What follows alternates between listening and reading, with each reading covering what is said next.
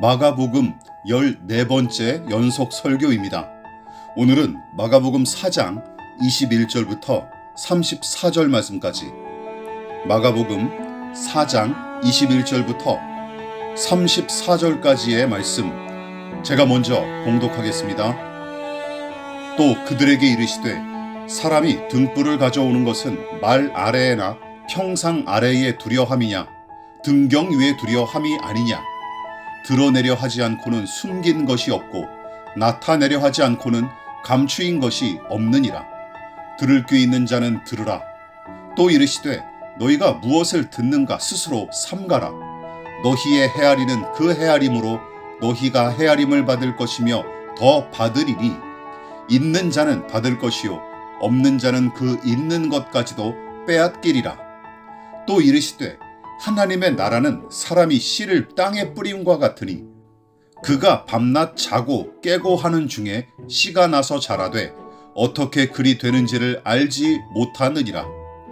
땅이 스스로 열매를 맺되 처음에는 싹이요 다음에는 이삭이요 그 다음에는 이삭에 충실한 곡식이라.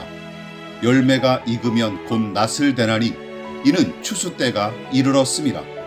또 이르시되 우리가 하나님의 나라를 어떻게 비교하며 또 무슨 비유로 나타낼까?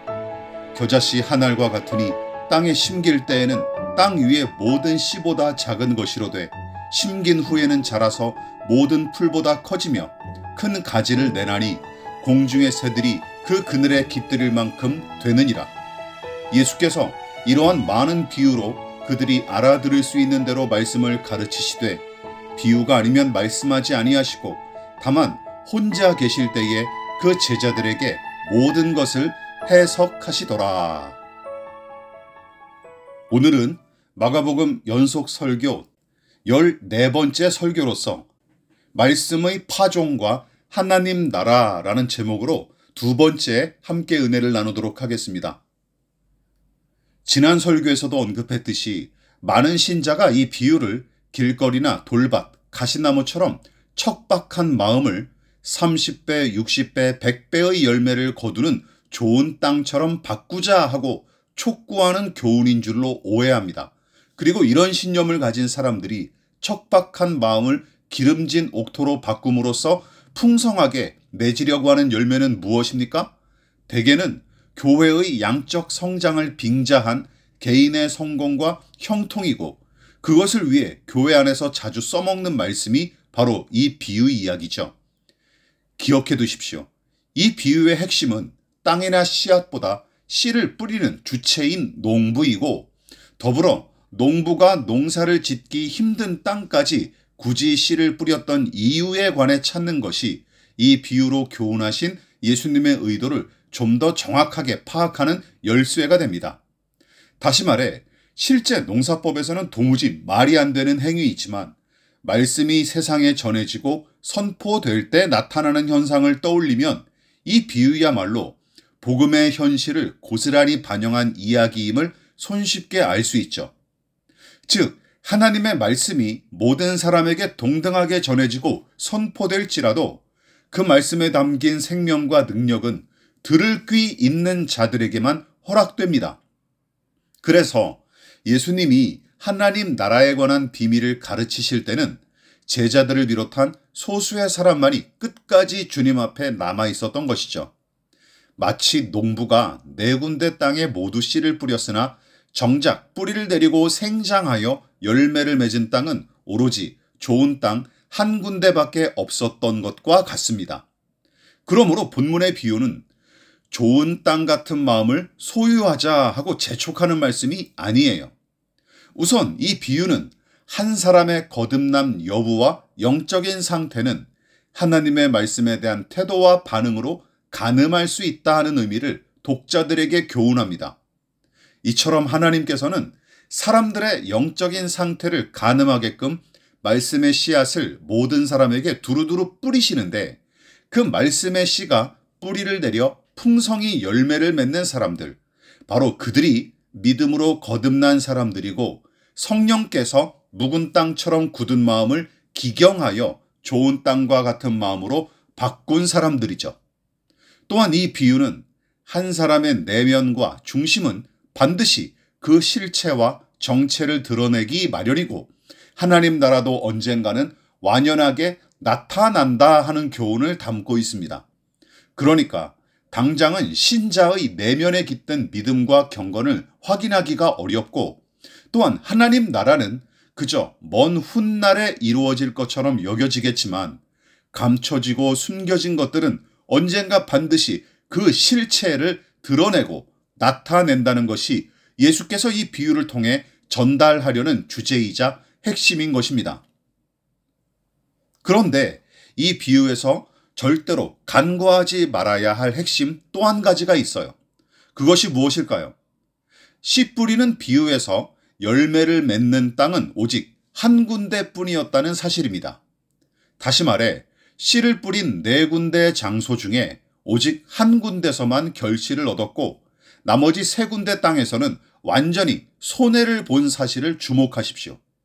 즉 4군데의 씨를 동일하게 뿌렸는데 한 군데에서만 거둔 결과는 그야말로 손해와 손실이 막심한 것입니다.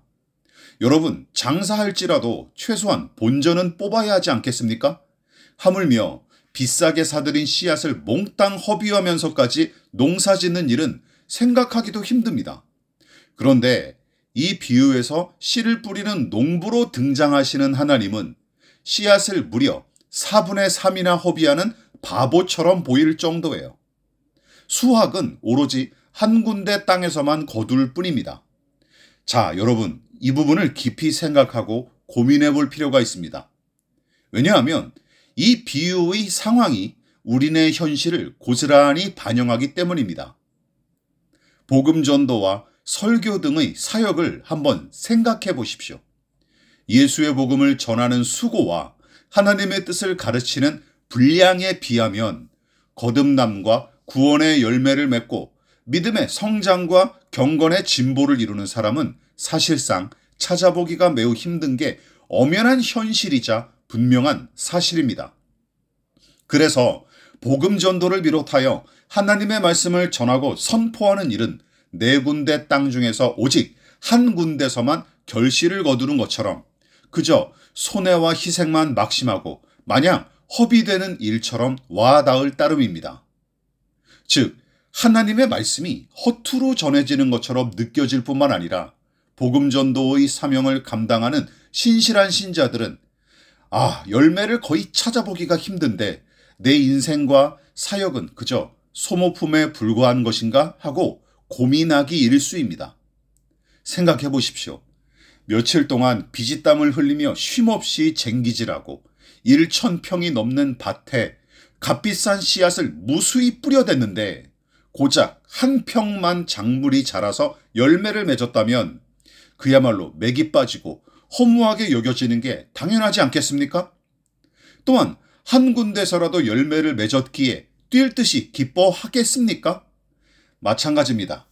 하나님 나라와 그 의의를 구하고 그리스도의 복음을 전하는 일, 거기에 이 비유의 상황을 대입해 보십시오. 그렇다면 하나님이 하시는 일은 그저 소모적인 행위에 불과할까요?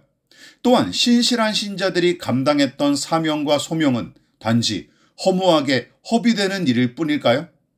그러나 이 비유는 거기서 그치지 않습니다. 4군데 땅 중에 3군데나 열매를 맺지 못하고 오직 좋은 땅 한 군데서만 열매를 맺을 뿐이지만 그 한 군데서 30배, 60배, 100배의 열매를 수확함으로써 나머지 4분의 3의 손해를 보충하고도 남을 만큼 채워지는 것입니다. 자, 바로 여기가 30배, 60배, 100배로 언급한 말씀이 힘을 발휘하는 지점이에요. 자, 다시 한번 말씀드리자면 그러니까 이 비유는 씨를 뿌리는 자가 당장 보기에는 겨우 한 군데서만 열매를 거둬 손해를 보는 것 같았지만 그 한 군데서 30배, 60배, 100배의 열매를 거둠으로써 결국은 차고도 넘치도록 열매를 남기게 된다 하는 교훈을 분명하게 보여줍니다. 그리고 이것이 하나님께서 일하시는 방법이자 당신의 나라를 세우시는 방식인 것입니다.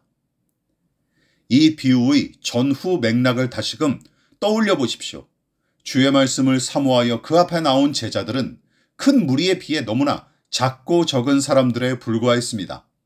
그러나 성자 예수님과 성부 하나님은 무수히 모인 무리나 막대한 자금을 통해서가 아니라 적은 무리에 불과했던 제자들을 통해 복음을 전하고 당신의 나라를 세우기로 작정하십니다.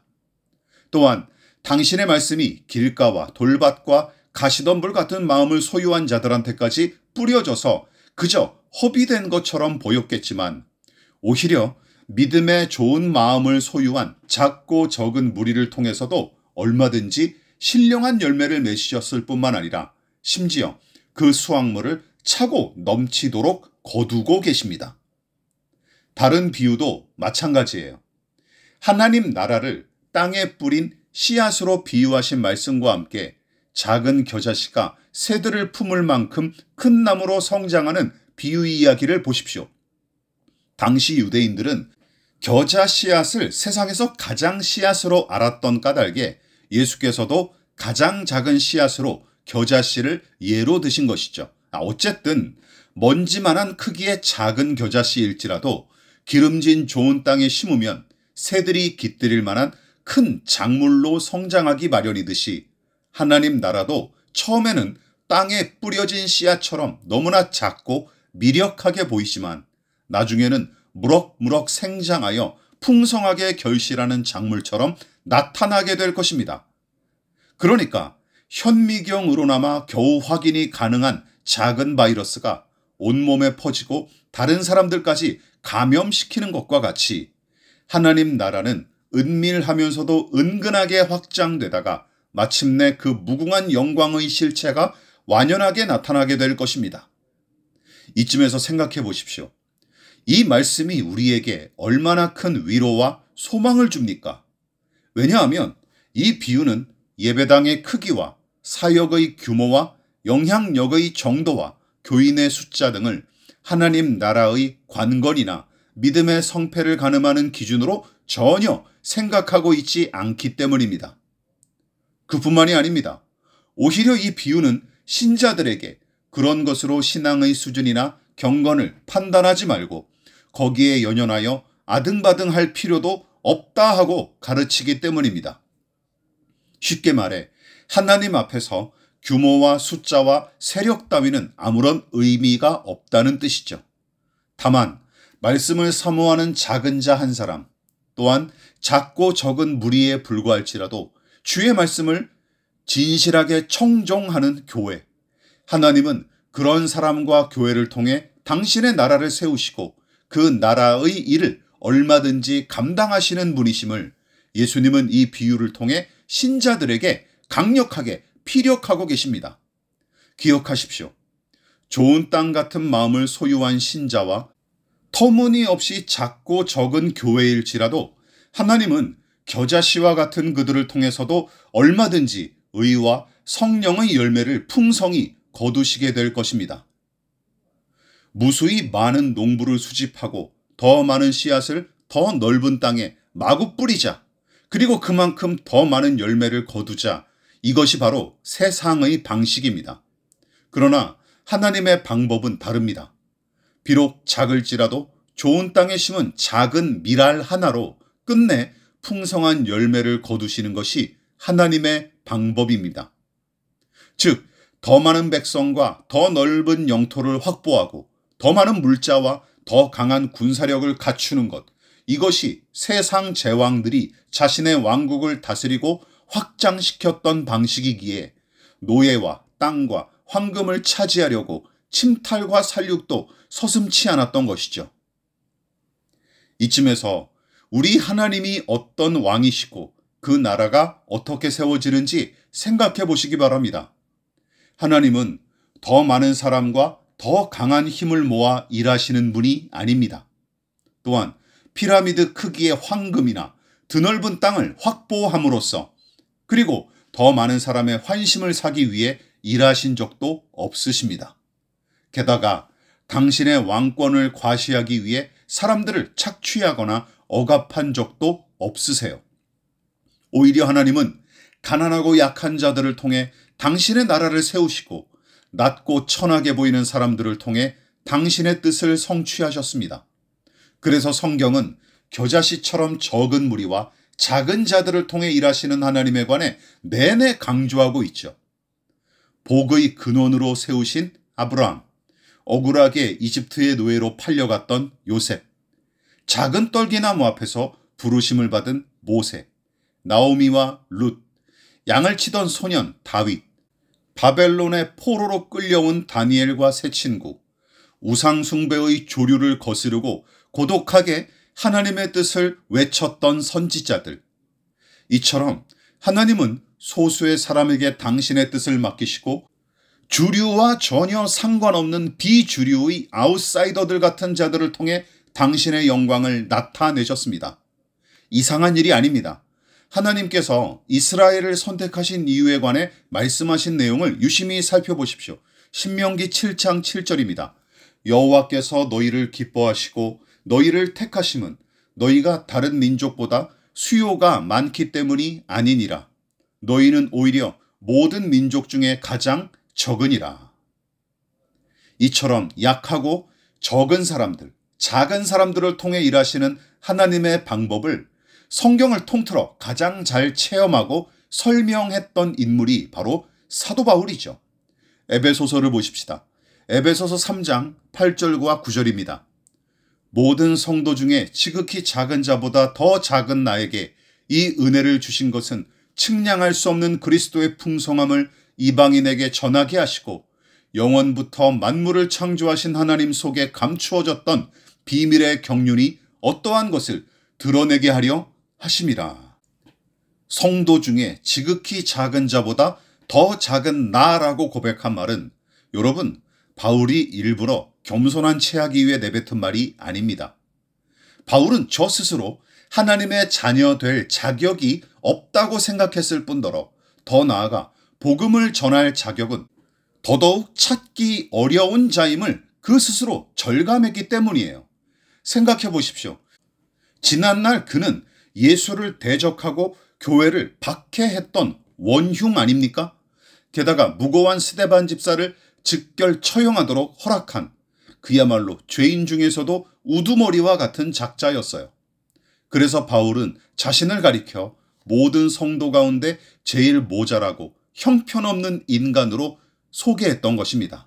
다시 말해 죄인 중에서도 가장 형편없고 악질적인 자신을 구원하신 사실도 이해하기가 너무나 어려운 일인데 아무런 자격이 없는 부적격자를 하나님 나라의 전령이자 대사로 부르셨을 뿐만 아니라 심지어 그리스도의 풍성함과 창조주 하나님의 영광을 드러내는 역할을 맡기셨으니 바울이 저 스스로 생각해도 기가 막히고 코가 막힐 따름이었던 것입니다.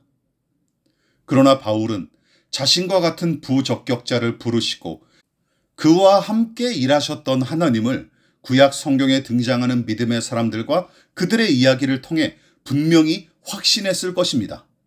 무엇보다 자격이나 능력이 전혀 없는 인생을 선택하시고 그들을 통해 당신께서 작정하신 일을 성취하셨던 이 하나님의 방식이 새로운 것이 아니라 성경 전체를 관통하는 하나님의 방식이었음을 분명하게 확인하고 다음과 같이 찬양합니다.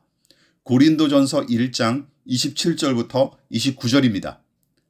그러나 하나님께서 세상에 미련한 것들을 택하사 지혜 있는 자들을 부끄럽게 하려 하시고 세상의 약한 것들을 택하사 강한 것들을 부끄럽게 하려 하시며 하나님께서 세상의 천한 것들과 멸시받는 것들과 없는 것들을 택하사 있는 것들을 패하려 하시나니 이는 아무 육체도 하나님 앞에서 자랑하지 못하게 하려 하심이라. 미련한 자와 약한 자, 천한 자와 멸시받는 자, 그리고 가진 것이 하나도 없는 가난한 자들을 통해 오히려 지혜로운 자와 강한 자와 풍성한 자들을 꺾으시고 세상의 자랑과 권세까지도 얼마든지 제압하며 폐기 처분하시는 하나님. 그 하나님은 더 많은 땅에 더 많은 씨앗을 뿌려서 더 많이 거두는 방법 대신 좋은 땅 한 군데를 통해 풍성한 열매를 거두기로 작정하셨습니다.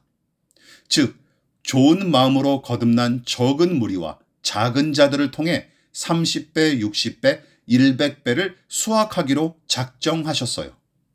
그러므로 더 많이 모으고 더 높게 쌓으며 더 크게 짓자 하는 식의 신앙 목표가 얼마나 성경의 가르침과 동떨어진 사상과 생각인지 생각해 보십시오. 그러나 하나님 나라를 세운답시고 안달했던 작자들이 정작은 세상의 왕국과 같은 방식으로 믿음의 공동체인 교회를 세웠던 까닭에 예수의 복음과 그 근본 정신인 십자가의 도는 언제나 뒷전으로 밀려날 수밖에 없었고, 더 나아가 교회는 세상과 다를 바 없이 물질 만능주의 및 약육강식과 적자 생존의 생리가 통용하는 곳으로 전락해버렸어요. 따라서 오늘날 교회의 추락과 몰락은 우연이 아닙니다. 오히려 뿌린 대로 거두고 행한 대로 대가를 치르는 중이에요. 당연합니다. 하나님께서 작은 사람과 적은 무리를 소중히 여기신 것과는 다르게 오늘날 교회와 신자들은 그런 사람들과 모임을 무시하고 심지어 저주스럽게 여겼기 때문입니다. 믿지 못하겠습니까? 우리가 예수님의 이 말씀을 실제로 진지하게 따르는지 정직하게 돌이켜보시기 바랍니다. 마태복음 25장 40절입니다.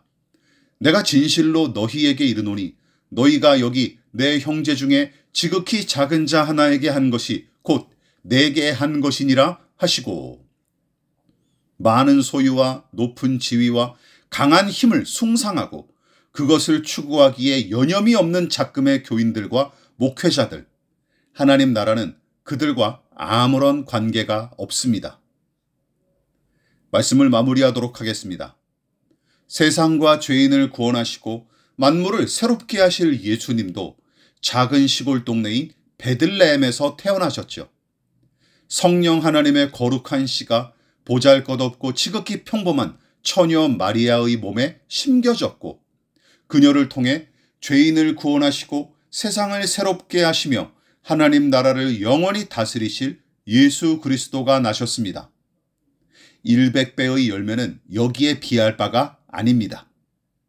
영생의 열매를 영원히 맺으실 분이 작은 땅 베들레헴과 작은 자 마리아에게서 나셨습니다. 여러분, 이것이 복음의 진수이자 정수입니다. 다시금 강조합니다. 씨 뿌리는 자의 비유는 우리 자신을 비롯한 사람들의 영적인 상태를 살펴볼 수 있는 중요한 잣대를 제공하죠. 믿음으로 거듭난 사람은 누구입니까? 또한 진정한 예수의 제자는 어떤 사람일까요? 좋은 땅과 같은 마음을 지닌 사람인 것입니다.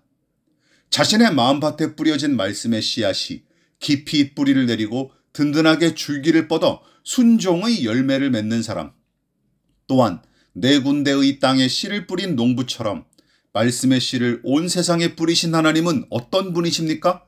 나머지 세 군데 땅에서 손해를 볼지언정 좋은 땅 단 한 군데서 난 결실로 얼마든지 채우시고 충족하시는 하나님, 이것이 하나님께서 일하시고 당신의 나라를 세우시는 방식입니다. 하나님 나라는 많은 숫자와 큰 규모와 강한 힘으로 세워지지 않습니다.